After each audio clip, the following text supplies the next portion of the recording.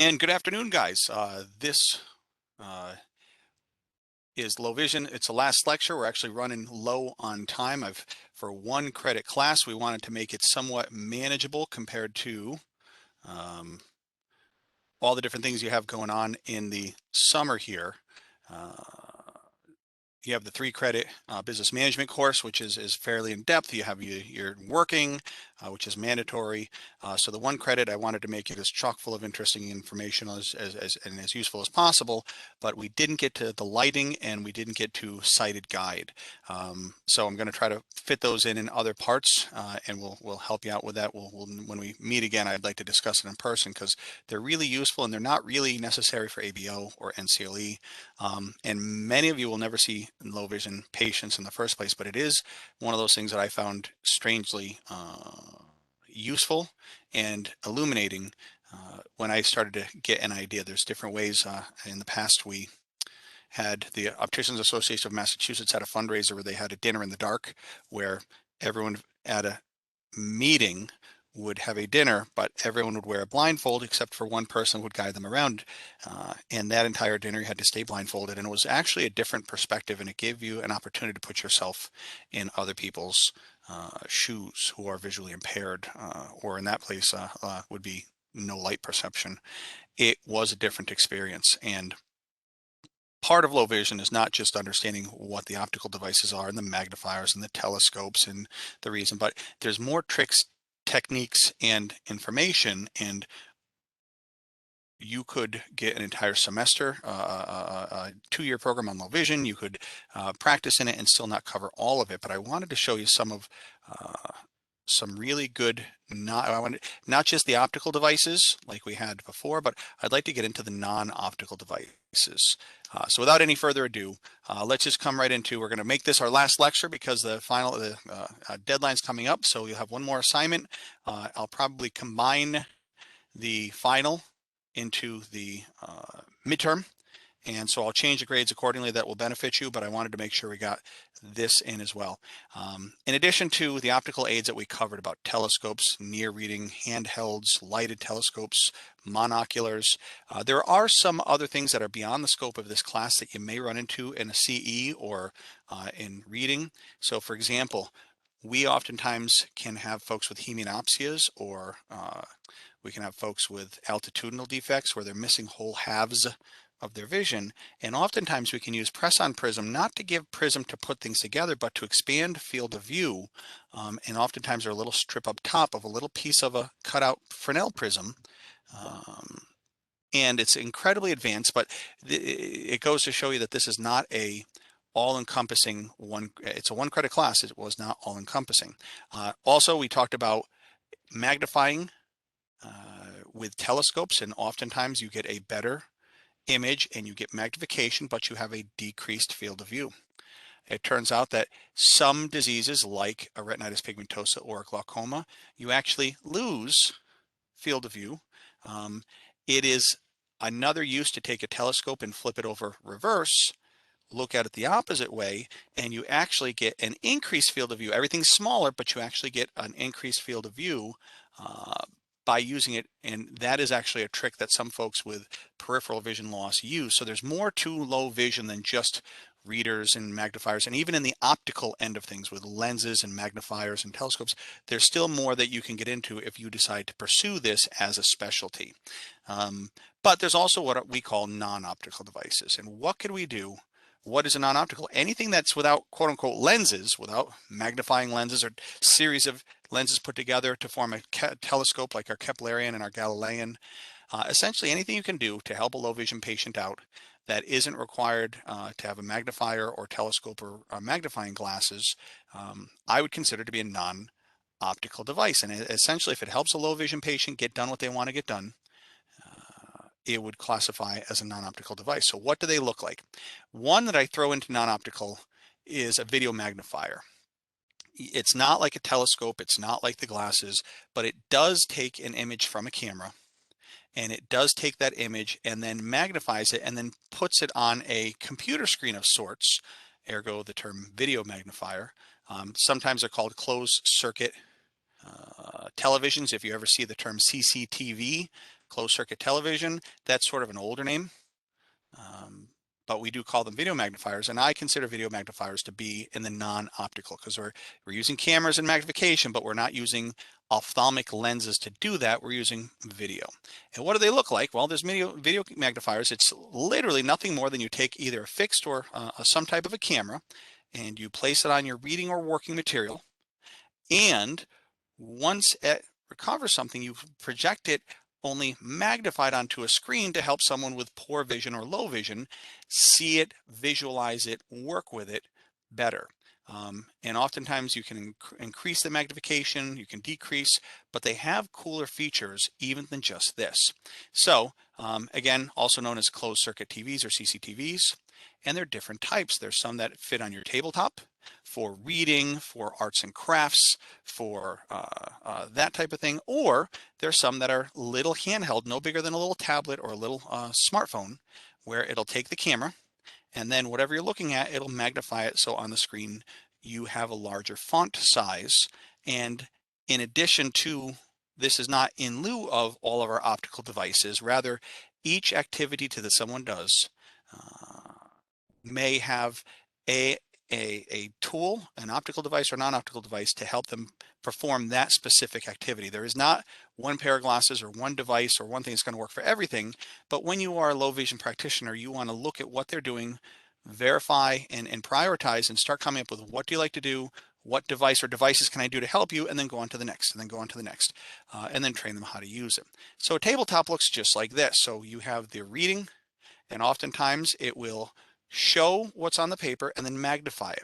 But one thing I would point out in this is here, it's arguably looking at white background with black font. These oftentimes have additional features to make better contrast. So for example, this would be a reverse polarity, black background, white. It actually swapped what it's seeing to make it easier.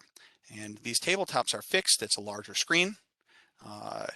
It potentially could make it even bigger. There's almost no limit to how big you could make this font or magnification of whatever your working material is, but it's not portable. So if you couldn't bring this to your store, this is generally not even moving it from one place to another in the house. One of the detriments is wherever you set it up in the house, normally you have to bring the material or your reading or your newspaper or whatever else you're doing to the device. And so it is limited in that regards. And there are, let me see if I can actually do that. There's actually a website that I'll share, and there are fixed versus adjustable. Pardon me for this. Fixed versus an adjustable camera. And what I mean by that is in some cases, it's a little camera that's embedded underneath the device and it is stuck there. And there are other that actually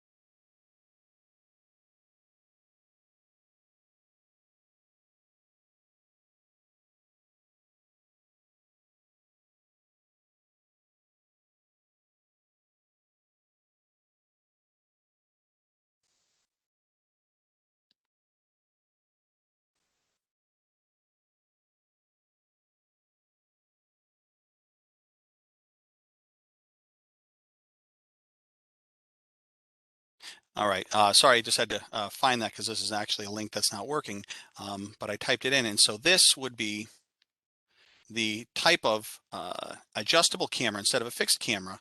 Here you can see there's a freestanding camera right here. And this you can use to move it around back and forth. I've had a lot of folks that do this type for things like not just reading, but for arts and crafts, for sculpting, for painting.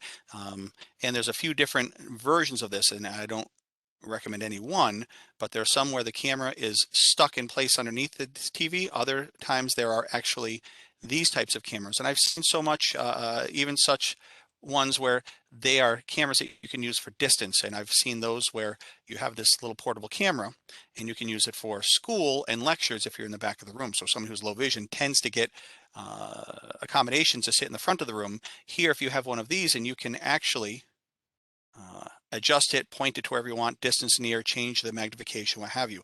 So that is essentially the difference between the fixed monitor, the fixed versus adjustable camera. And again, something like this just has the camera underneath and you can't move it. The one we showed in the video, in fact, does have the ability to be a little more flexible. And there's different models. Handhelds are just that. They're smaller, they're more portable. You can have a little handheld one where you just look at, again, your ingredients or recipes or newspapers. And these tend to be a little bit smaller screen-wise.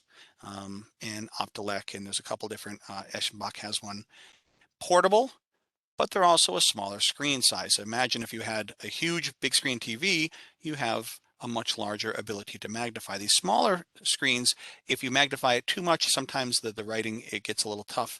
And also these tend to be more difficult in terms of, just like we had handheld magnifiers with the lenses for optical devices, sometimes there's an issue with manual dexterity, but again, it's another argument, there's another tool in your arsenal. And again, you can get pretty big, but notice how we have nice magnification compared to from here to there, but now I'm only getting a few letters and it's a little bit choppier. So there is a limit, in my opinion, to the handheld with how much magnification you can get out. And again, they're portable, they're convenient, but cons, there's a smaller screen.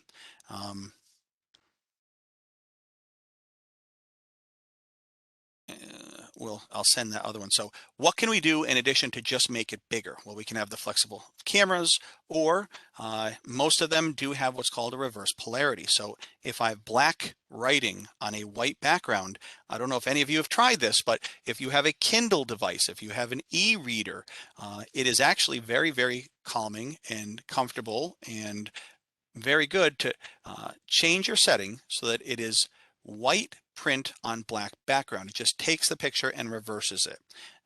And this tends to be oftentimes very helpful for low vision folks.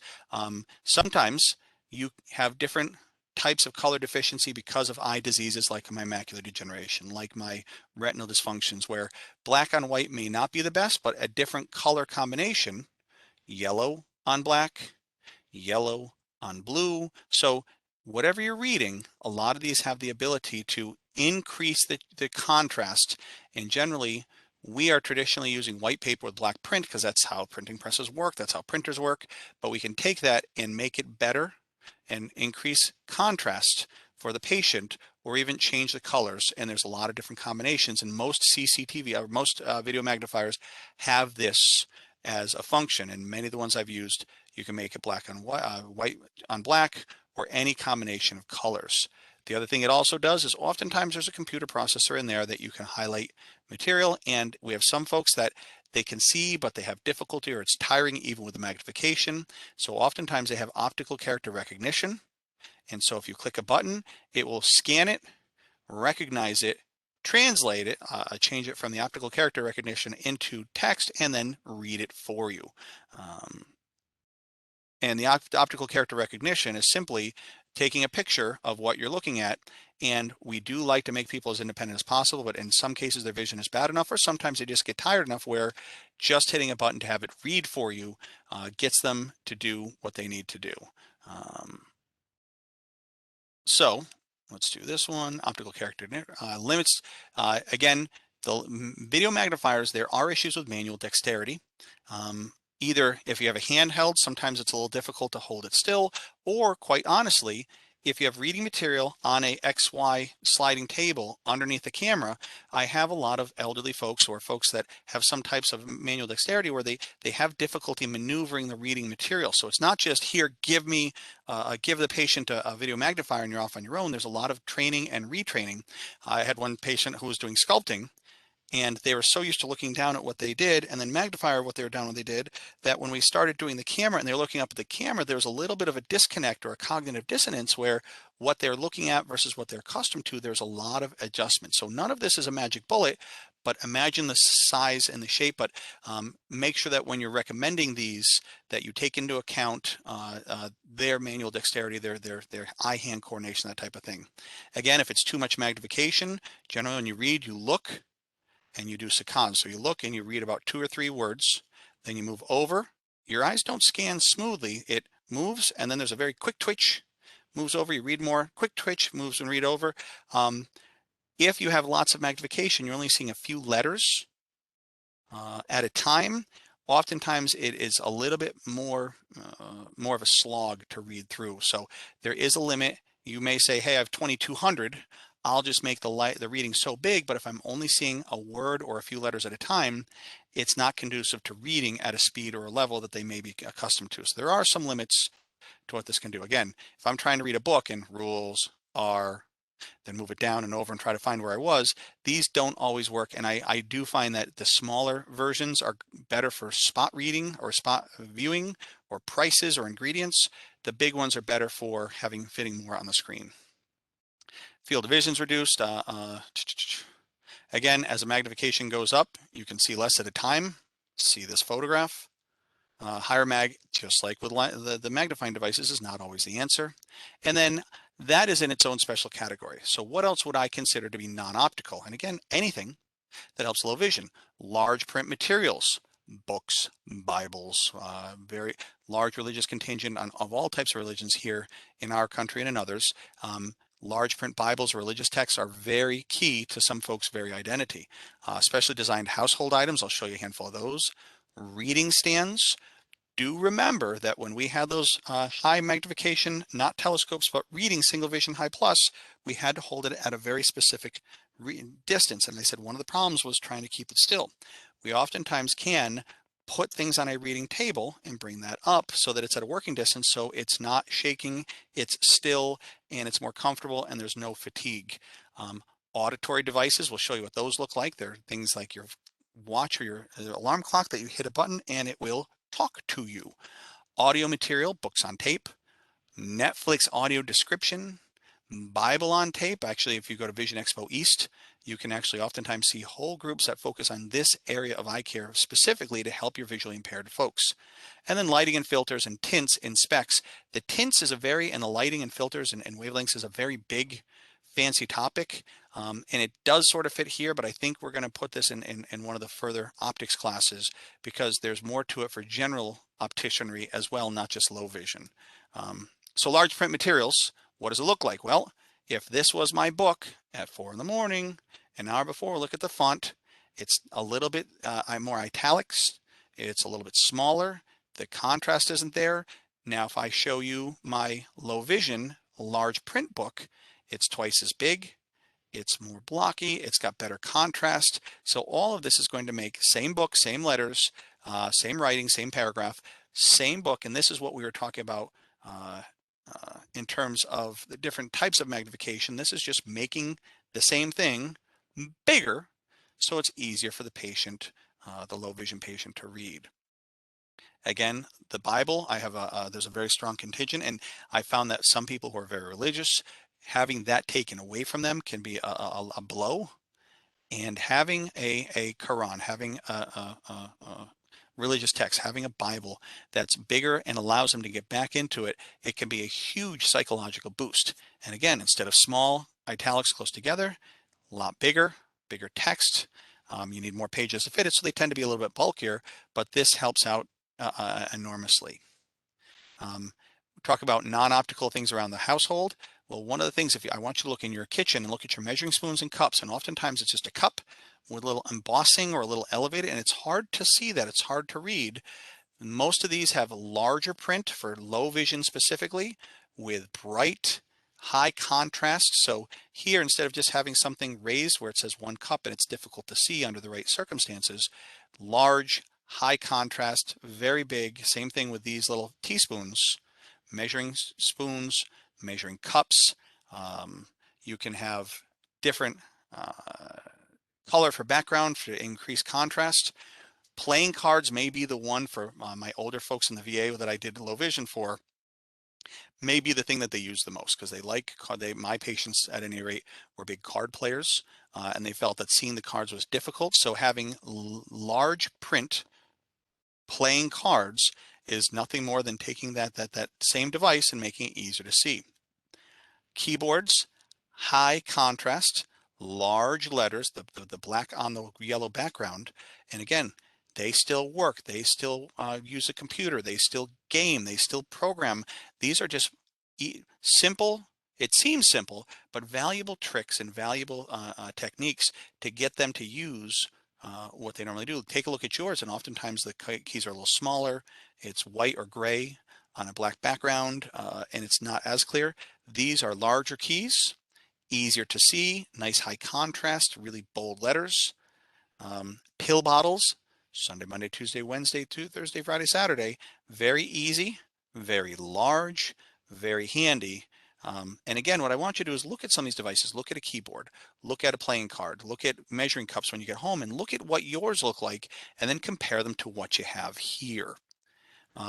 Remote control, this is about the size of a textbook, not quite a textbook, but very large. Again, it's easy to see the buttons. They're larger, they're easier to access. So somebody who likes to watch sports, watch television, watch game shows, makes no difference. Now, again, look at your remote control and look at how small the buttons are. And look how small the keys are. This is something that's going to make it 2, 3, 4 times larger, and again, easier for the patient to see. It doesn't have to be something specifically made or specially designed. Oftentimes we can actually do things for the patient that will highlight or help them in people who cook, people who bake, people who have hobbies. Oftentimes nothing more than just doing whiteout or paint or some type of a highlight to where the bake is, where the stop is, where the up and down arrow. Again, take a look at your VCR, take a look at your microwave, take a look at, and many of them are geared to be very subtle and nice design, but they're not geared for folks that are having trouble with visual acuity and visual impairment. Here, even just the on and off or different key areas on the recipes, you can highlight. Walking up and down stairs, oftentimes depth perception and contrast can be difficult. So from a safety standpoint and a mobility standpoint, highlighting stairs, highlighting dangerous areas in the house, highlighting around coffee tables, sometimes getting rid of coffee tables at knee height. These are all things that have nothing to do with optics, nothing to do with lenses, but they are invaluable to get them to be more independent and to keep your patients safer. The reading stand, like I said, a lot of times holding it in your hand, holding it in free space when you have a handheld magnifier or high plus glasses. If you give them adjustable stands or stands on top of here to bring it right up, now they can put the reading material and get right where they need to be. And from a fatigue standpoint, these are fantastic. Typoscopes is something you may not have seen before, and these are simply areas, little black pieces with cutouts, and oftentimes trying to go down a line and then go to the next one. For low vision, you're going a little bit of time, and when you go back, if you have a limited view, if you've got visual impairment, sometimes you'll lose what line you were on. So it's difficult to scan and go back, scan and go back, scan and go back.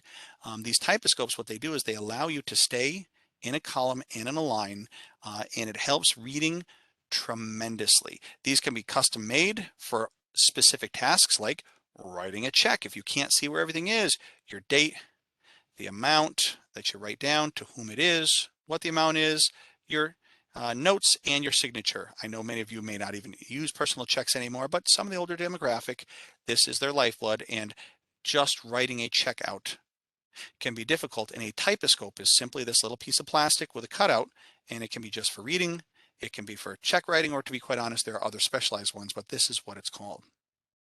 Auditory devices, watches, alarm clocks, your stove. I will tell you, in the last couple of years, with the advent of Nest type systems like smart homes, hey Siri, turn on the light. Hey Siri, play me a song. This has been, it seems a little intrusive to some, but some of this technology is truly a lifesaver and a true benefit to our low vision patients. Audio material, they have books on tape, Bible on tape. I wanted to show you something very specific, and it's something I use a lot, and it's called Netflix audio description.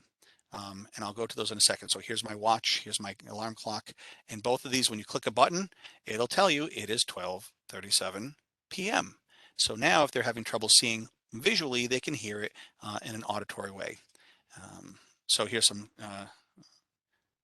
let me go back to the Netflix if I can.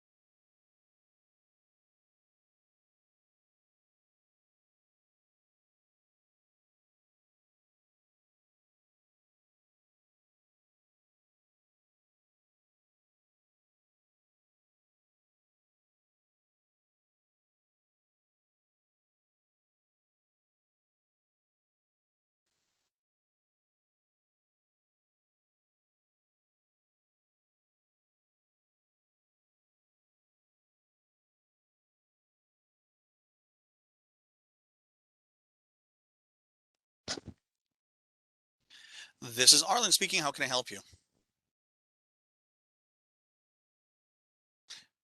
Hello?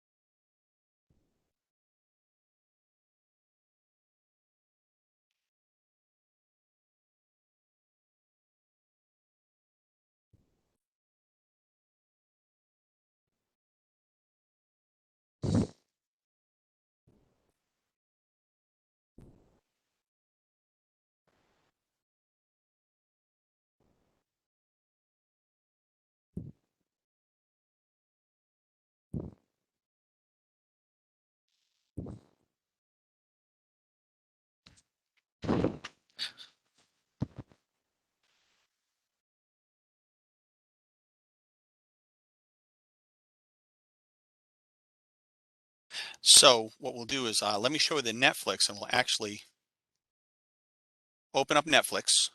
There's actually an opportunity for you to look on for the Help Center audio description for TV shows. And not every audio and not every TV show or a movie has this feature, just like not everyone has different languages.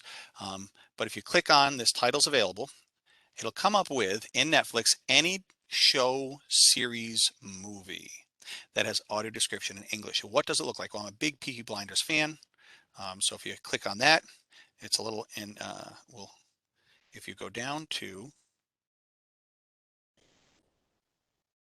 here, there is English, which is the original, Spanish for audio, so folks who are Spanish speaking, but there's something clicking here where if you do audio description and click it on, um, as you watch the movie, there is the features and there's the action, but there's also a narrator that's actually talking about what's happening. So if you do a Marvel movie, they'll say Iron Man walks up to the villain, and he does, and it's a way for someone to watch and to enjoy and experience something, but they may be visually impaired and not have exactly an idea what's going on, depending on their level of visual impairment.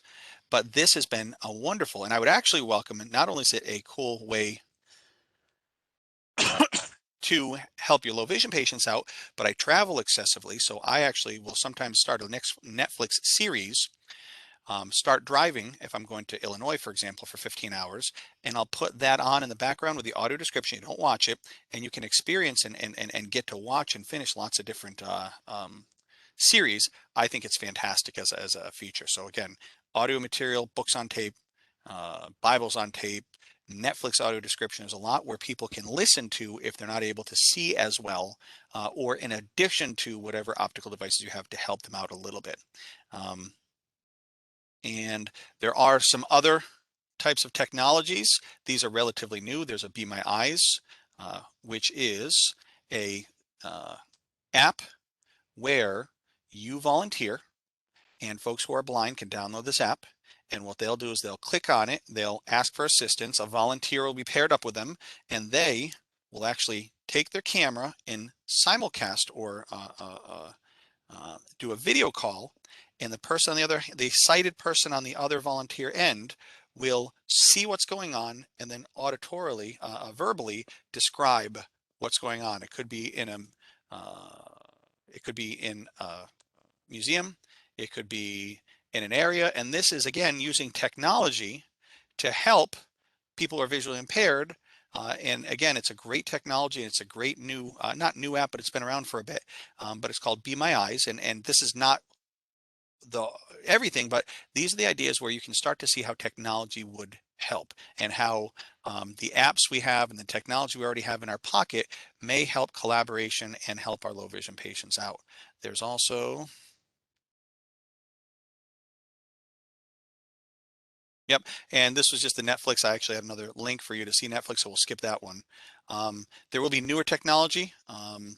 Right now, we have the virtual or augmented reality glasses, and right now there are actually low vision devices that can actually be used where they'll take the camera and look at what you're looking at and then virtually enlarge it using a virtual reality or augmented reality. These are hit or miss, and there's new stuff coming out all the time. But again, if we can change if we're watching television, if we're trying to watch the score, this may be another tool that can be in our arsenal in addition to our optical devices, our telescopes, and our other non uh, optical.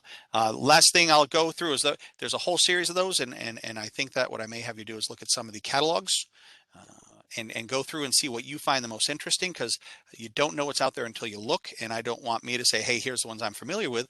I'd love you to look at some and find some that would maybe pique your interest or strike your interest. Other thing that's of interest is mobility, red tip canes, or service animals. These are both things that many people with visual disabilities, blind, legally blind or otherwise, can take advantage of. Fidelco, Seeing Eye Dog, those are both service animal blind assistance glasses, animals services. Fidelco is a company. Seeing Eye Dog is a company, just like Kleenex is a brand of facial tissues. I actually know that there's a optical in our state that actually sponsors a Fidelco dog, and I think it's about $40,000 to sponsor and train a puppy before it goes in, to raise it until it's ready for actual training. It is a very intensive process. And I think, let's see what I have here.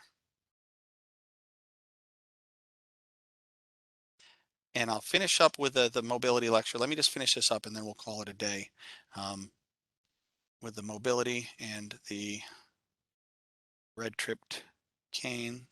So with the mobility lecture, think about this for a second. We take for granted that we can see objects, we can see hazards, we can see bumps, we can see coffee tables. People who are visually impaired or blind tend to have a much more difficult time. So it's not just a matter of activities or daily living that they have difficulty with, but it's an actual health risk. It is dangerous. Especially if you're elderly, the idea of falling down, you have more things that are going to break, your healing time is longer. So it is important that we do a good job of protecting these folks and giving them the tools and resources they need. So again, the cane, we call them probing cane or white cane, sighted guides, guide animals. There's lots of ways you can do for being independent and using. These canes are oftentimes foldable, and they locate and avoid obstacles when walking. And what's very interesting with these is you don't need to be no light perception. I actually have a whole host of people who visual field restriction, like a glaucoma, where you almost have that tunnel vision. You only have about 10, 20, 30% of your visual field. Oftentimes you don't see hazards or barriers in front of you as you're walking. So I have seen confused people who will run into someone with a cane, and you'll see them using their cane for mobility issues back and forth, and there's a whole science and training to that. And then when they stop, they'll have a conversation. They'll look right at you and be able to see and converse and recognize you and what have you.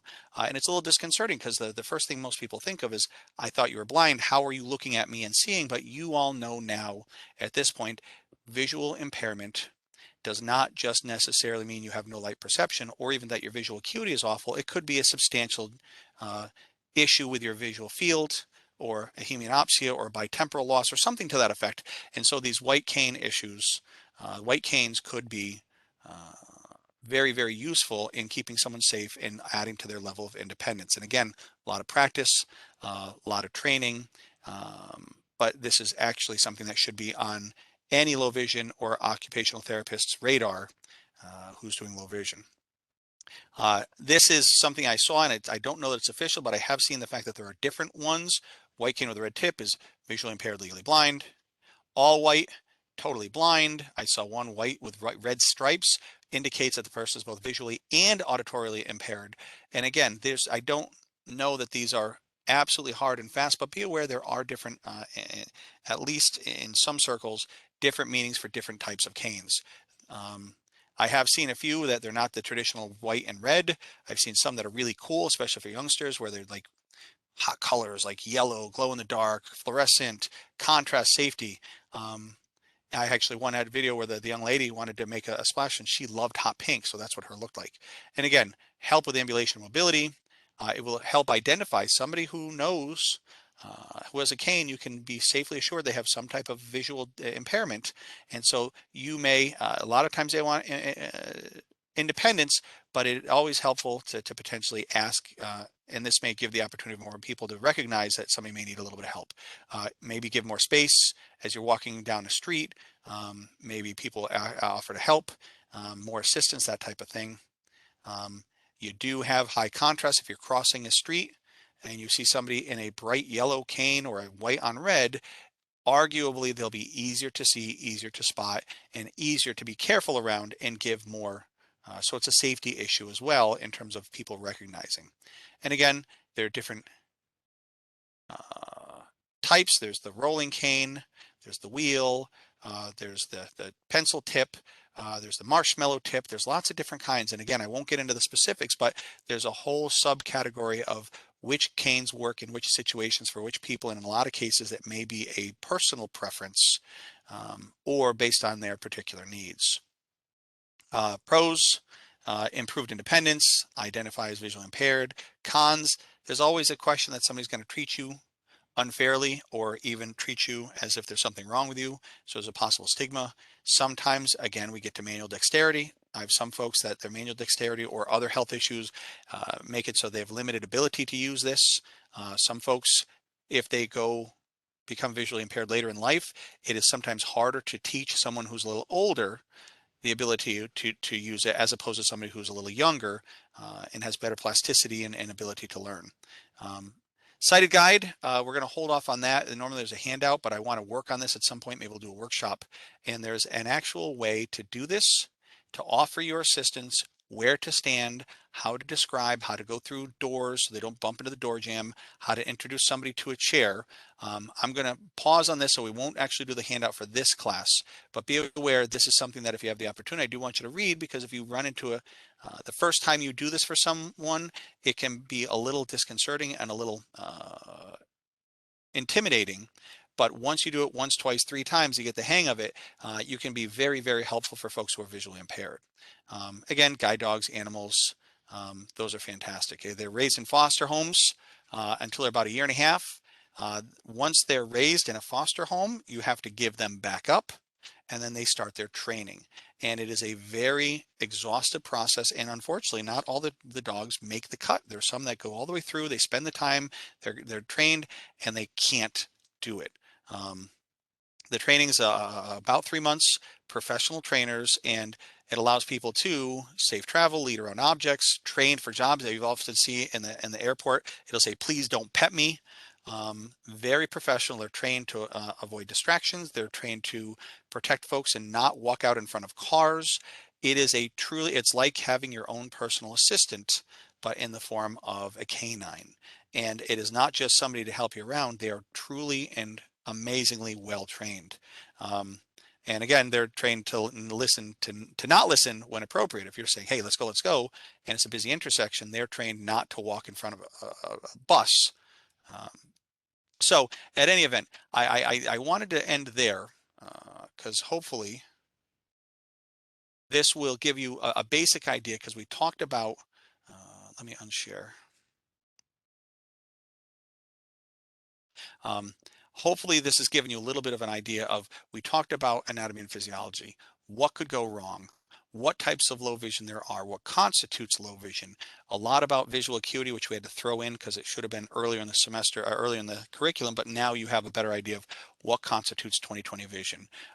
What does visual disability mean? How do we do magnifiers or low vision devices or high plus readers, different types of mounted telescopes, handheld telescopes, handheld magnifiers, video magnifiers, other opportunities for uh, tools and low vision devices and home tricks for measuring cups, phones, remote controls, books, audio descriptors, white tip canes. There's a whole host, and I can't cover everything in one credit class, but I hope this has been a good introduction about having people help out. And I will make this comment as we close up this particular lecture. And that is, a lot of times, remember what the optometrist and the ophthalmologist are there for, is oftentimes they're there to fix, repair, diagnose, prevent from worsening, monitor at the very least. But I've had a lot of folks that they go in for retinal surgery, they get injections of Avastin or a chemical that prevents blood vessel proliferation in things like wet macular degeneration. And after all said and done, they may have slowed things down, the disease process. They may have sort of retarded the process. They may have done what they think is good. But if the patient is expecting 20/20 and they're 20/40, the patient may feel despondent, like something was a failure. Meanwhile, the outcome, had the doctor not intervened, would have been total blindness or severe vision impairment, versus now you have somebody who's 20/40. As far as the doctor or surgeon or other healthcare providers are concerned, that is a huge success. For those of us who work with the patients, it sometimes is a big challenge from a psychological standpoint, from a communication standpoint, to communicate that it could have been a lot worse. Where you are is fantastic. Now let's see what we can do to help you out. Because I've seen countless people who, patients who the doctor was overjoyed with the outcome based on what the outcome could have been in a worst case scenario. They think everything was a grand smashing success. And the patient, on the other hand, is furious, sad, angry, in denial, because their expectation was not what they were, what the outcome one was different than their expectation. They may have been expecting perfect vision, 20/20 vision. And like I may have mentioned in the very first lecture, life in eye care is not always like a episode of House MD or another TV show. You don't just come into a room, you come up with some idea and a magic cure and a pill or a surgery or a treatment, and then click, and everybody uh, lives happily ever after. Sometimes the best you can do is the best you can do. And part of low vision is understanding that, being able to communicate, being empathetic, finding what we can do to get them up on the horse again and get them into their lives and restart their independence, their ability to do things on their own, and give them back their dignity and their ability to function. So hopefully this has been a good overview, and we'll do a couple more homeworks, and I'll keep you posted on the grading. Again, we want to make it encompassing and complete, but we don't want to kill you on a one credit class over the summer. And so we'll keep you in touch, and I'll write what we have. So if you have any questions, as always, we will be seeing each other over the fall again. And if you have any questions, give me a holler, send me an email, and we'll straighten those out. So hopefully this low vision has given you a different perspective on you as an eye care provider, what you can potentially do, or if you opt not to do and adopt low vision in your clinic, to understand that there are experts and specialists available that you can refer your patients to. If you work in a corporate and you can't adopt that, find a local office optician, optometry, occupational therapist that performs and practices and helps people with low vision. Lions Club is a resource. They have help and facilities. So there's a whole host of things we can do from a low vision standpoint. So hopefully this was a good introduction, brief introduction to low vision, and I appreciate your time, and we'll see you shortly.